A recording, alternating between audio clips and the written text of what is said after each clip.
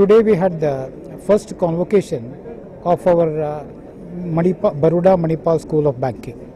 This is an initiative which we implemented about a year back, wherein the Bank of Baroda will be taking people who will undergo a one-year diploma course in this particular school, and they will be absorbed in the bank after successful completion.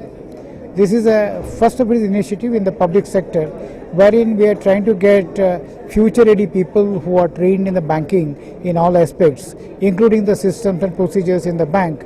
And when they come in and join the bank, there is no need for further training for these people. So the first batch has completed 1 year.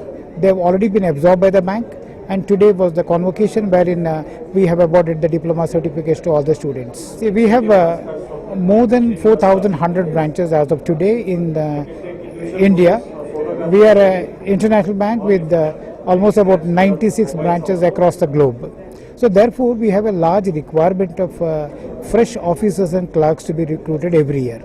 Our manpower planning is to include almost about 5,500 people every year, maybe about 3,500 officers, about 2,500 clerks every year, and therefore the need to train the people who are joining the bank is very significant, and therefore initiatives of this kind, wherein a very well-known university like Manipal University will be helping us in training people in the banking, has been one of the important developments. Home loan is one of the key areas, key products for the banks to promote.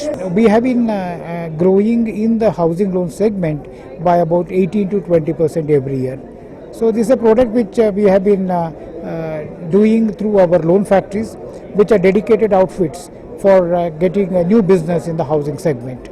We have about 50 such factories all across the country, and these factories have been doing well. We expect to grow our deposits and advances by about 19 to 20% in the domestic market, maybe about 35% in the overseas market.